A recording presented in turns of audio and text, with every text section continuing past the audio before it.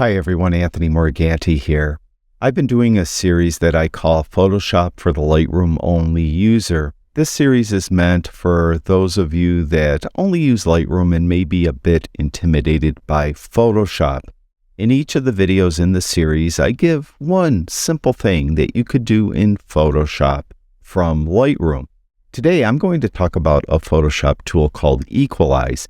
EQUALIZE works great on images that are drastically overexposed or drastically underexposed.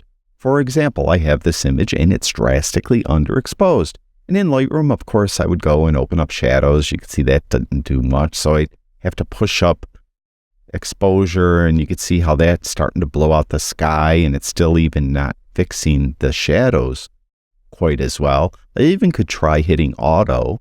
Auto didn't open up shadows enough, and I could go to the shadow slider and max that out, and that still isn't enough.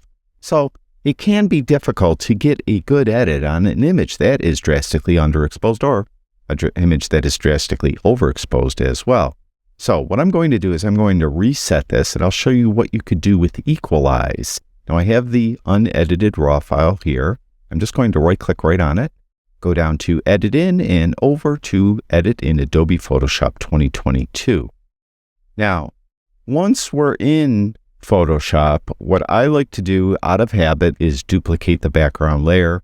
Photoshop is destructive, or it can be destructive, and it's good kind of Photoshop habit to never work on the background layer.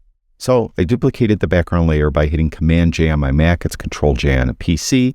And to use EQUALIZE, all you need to do is go up to Image, down to Adjustments, then over and down to the very bottom, Equalize. And you'll see when you do that, it equalizes the image. Now, we'll bring this back into Lightroom by going up to Photoshop and quit Photoshop on my Mac. And then what I do is I just click Save and save it. And now, when it's back in Lightroom, all the sliders are in the middle. So I have full throw of all the sliders, full adjustment capabilities, and I'm able to get a much better edit in the long run because I'm able to move the sliders to plus 100, minus 100, and so on. So as you can see, we're back here. So I'll bring that down, open up shadows a little more.